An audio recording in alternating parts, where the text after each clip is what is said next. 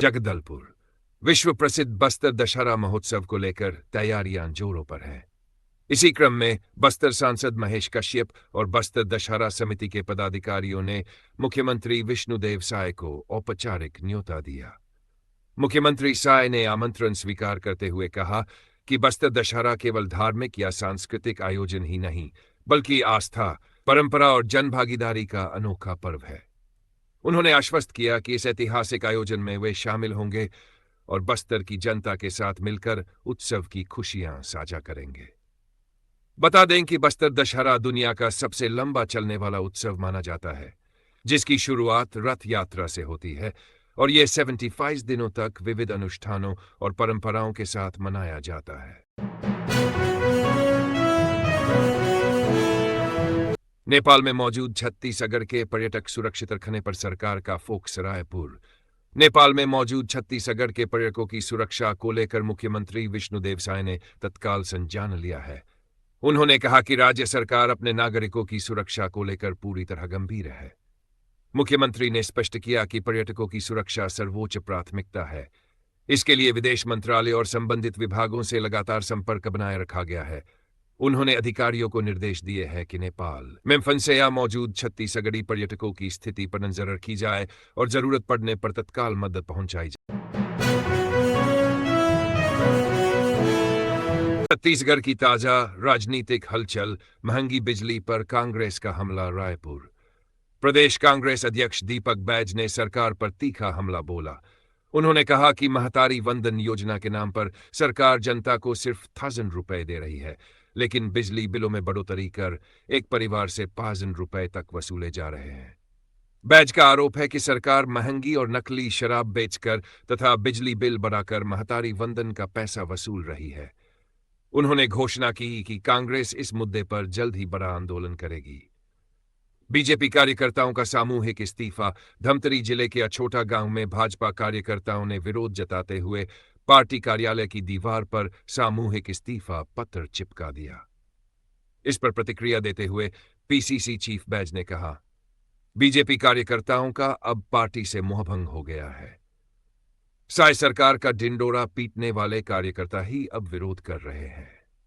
नारायणपुर के बाद धमतरी में भी ये विरोध दिख रहा है। आने वाले समय में भगदड़ मचेगी। बैज ने यहां तक कहा कि बीजेपी अपने ही कार्यकर्ताओं को संभाल नहीं पा रही और जो कार्यकर्ता कांग्रेस में आना चाहे उनका पार्टी में स्वागत किया जाएगा। ईसाई समाज का प्रदर्शन, सुरक्षा की मांग। नितिन नामदेव। रायपुर। राजधानी रायपुर में आज संयुक्त ईसाई समाज के लोग बड़ी संख्या में कलेक्टोरेट पहुंचे। उन्होंने कहा कि वे केवल ईसाई धर्मानुसार अपने घरों में नियमित प्रार्थना सभा करते हैं, लेकिन उस पर धर्मांतरण और जबरन लोगों को बुलाने जैसे आरोप पूरी तरह गलत है। ईसाई समाज के प्रतिनिधियों ने कलेक्टर से मांग की कि उनकी प्रार्थना सभाओं को सुरक्षा उपलब्ध कराई जाए ताकि बिना डर और बाधा के धार्मिक क्रियाएं संपन्न हो सकें। समाज ने चेतावनी दी कि यदि उनकी मांगें पूरी नहीं हुई तो वे अर्धनग्न प्रदर्शन, रैली और बड़ी सभा जैसे आंदोलन के लिए मजबूर होंगे। ये मामला धार्मिक स्वतंत्रता और सुरक्षा को लेकर प्रदेश में नई राजनीतिक हलचल पैदा कर सकता है।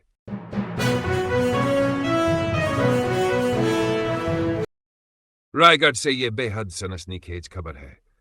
खरसिया थाना क्षेत्र के ठूसकेला राजीव नगर में एक ही परिवार के 4 सदस्यों, पति, पत्नी और उनके 2 बच्चों केशवघर की बाड़ी में बरामद किए गए हैं। एसपी दिव्यांग पटेल ने घटना की पुष्टि की है। शुरुआती जांच में सामने आया है किस्बी की हत्या कर शवों को मिट्टी सेट कर दिया गया था। पुलिस ने मौके पर पहुंचकर बाड़ी की खुदाई कर शवों को बाहर निकाला। पूरे इलाके में दहशत और आक्रोश का माहौल है। फिलहाल पुलिस मामले की बारीकी से जांच कर रही है और हत्या के कारणों का खुलासा जांच के बाद किया जाएगा। क्या आप चाहेंगे कि मैं इस खबर को और विस्तार? छत्तीसगढ़ सरकार ने महात्मा गांधी राष्ट्रीय ग्रामीण रोजगार गारंटी योजना में पारदर्शिता और जवाबदेही बढ़ाने के लिए डिजिटल तकनीक की बड़ी पहल शुरू की है। अब मनरेगा कार्यों की जानकारी क्यूआर कोड और जीआईएस तकनीक के जरिए उपलब्ध होगी। कैसे होगा फायदा? ग्रामीण किसी भी मनरेगा कार्यस्थल पर लगाए गए क्यूआर कोड को अपने मोबाइल से स्कैन करके संबंधित कार्य की पूरी जानकारी प्राप्त कर सकेंगे। इसमें स्वीकृत कार्य, परियोजना की स्थिति, खर्च की राशि और प्रगति की जानकारी आसानी से मिल जाएगी। जीआईएस तकनीक से कार्यस्थल का भौगोलिक लोकेशन दर्ज रहेगा, जिससे फर्जीवाड़े और गलत जानकारी पर रोक लगेगी। सरकार का दावा। राज्य सरकार का कहना है कि इस डिजिटल क्रांति से मनरेगा कार्यों में पारदर्शिता, जवाबदेही और जन सहभागिता सुनिश्चित होगी। ग्रामीणों को अब अधिकारियों के पास चक्कर नहीं लगाना पड़ेगा, बल्कि वे सीधे अपने मोबाइल से जानकारी हासिल कर पाएंगे। गरियाबंद जिले में नक्सल उन्मूलन अभियान के तहत सुरक्षा बलों को बड़ी सफलता मिली है। बताया जा रहा है कि आज सुबह थाना मैनपुर क्षेत्र के घने जंगलों में नक्सलियों की मौजूदगी की पुख्ता सूचना मिली थी।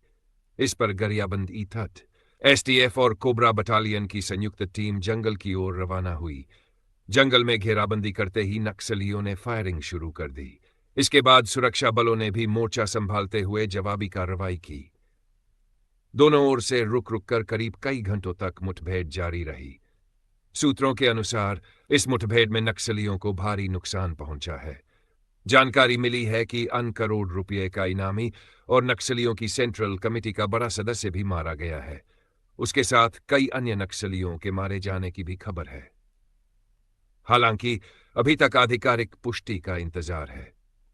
सुरक्षा बलों ने घटनास्थल पर बड़ी मात्रा में हथियार, विस्फोटक और नक्सली सामग्री बरामद की है। इलाके में सर्चिंग ऑपरेशन तेज कर दिया गया है ताकि किसी भी बचे हुए नक्सली को घेरा जा सके। बिलासपुर जिला उपभोक्ता आयोग ने साफ कर दिया है कि एमआरपी मैक्सिमम रिट प्राइस से अधिक वसूली करना सीधा सीधा उपभोक्ता अधिकारों का उल्लंघन है और यह सेवा में कमी मानी जाएगी। मुख्य बिंदु, स्मार्ट बाजार ने अन किलो चाय पत्ती के पैकेट पर 3 रुपए ज्यादा वसूल लिए। उपभोक्ता ने इसकी शिकायत जिला उपभोक्ता आयोग में की। आयोग की पीठ अध्यक्ष आनंद कुमार सिंघल, सदस्य पूर्णिमा सिंह और आलोक पांडे ने सुनवाई के बाद फैसला सुनाया। आदेश, 45 दिनों में उपभोक्ता को 3 रुपए लौटाए जाएं। साथ ही डीजन रुपए मानसिक क्षतिपूर्ति और वजन रुपए वाद व्यय भी देने होंगे। यह फैसला उपभोक्ताओं के लिए बड़ा संदेश है कि अगर दुकानदार या मॉल एमआरपी से ज्यादा वसूली करते हैं तो उपभोक्ता आयोग में शिकायत करके न्याय पाया जा सकता है।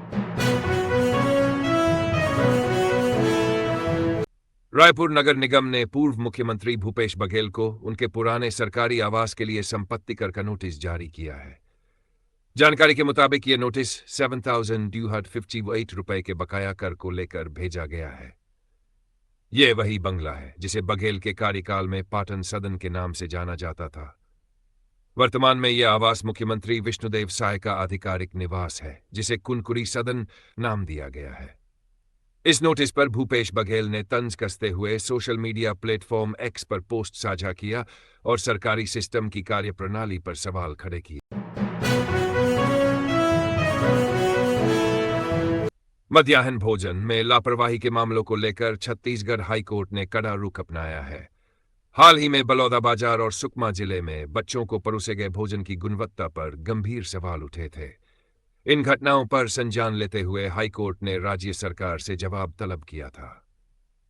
इसके बाद अब मुख्य सचिव, चीफ सेक्रेटरी ने सभी विभागाध्यक्षों को खाद्य सुरक्षा प्रोटोकॉल का कड़ाई से पालन करने के निर्देश जारी कर दिए हैं। जारी प्रोटोकॉल में स्पष्ट किया गया है कि बच्चों को परोसे जाने वाले भोजन की गुणवत्ता और सुरक्षा की नियमित जांच अनिवार्य होगी। विद्यालयों में भोजन बनाने और परोसने की प्रक्रिया की निगरानी के लिए जिम्मेदार अधिकारियों की जवाबदेही तय की जाएगी। यदि किसी स्तर पर लापरवाहियों का उल्लंघन पाया जाता है तो संबंधित अधिकारियों एवं कर्मचारियों पर कठोर कार्रवाई की जाएगी। इस कदम का उद्देश्य है कि भविष्य में बच्चों के स्वास्थ्य और जीवन से कोई खिलवाड़ और सभी स्कूलों में गुणवत्तापूर्ण एवं सुरक्षित भोजन उपलब्ध कराया जा सके। छत्तीसगढ़ के बहुचर्चित कस्टम मिलिंग स्कैम मामले में एक और बड़ी कार्रवाई हुई है। एंटी करप्शन ब्यूरो एसीबी और आर्थिक अपराध अन्वेषण ब्यूरो ईयू ने दीपेन चावड़ा को गिरफ्तार कर लिया है। अदालत ने आरोपी को 7 दिन की पुलिस रिमांड पर ईओडब्ल्यू के हवाले कर दिया है। सूत्रों के मुताबिक दीपेन चावड़ा जेल में बंद कारोबारी अनवर डेबर का करीबी सहयोगी बताया जा रहा है। जांच में सामने आया है कि चावड़ा ने ईओडब्ल्यू में दर्ज अन्य मामलों में लगभग 30 करोड़ रुपए से अधिक की अवैध धनराशि के प्रबंधन में अहम भूमिका निभाई थी। ईओडब्ल्यू ने प्रेस नोट जारी गिरफ्तारी की पुष्टि करते हुए बताया कि चावड़ा से पूछताछ में स्कैम से जुड़े और भारी बड़े खुलासे हो सकते हैं।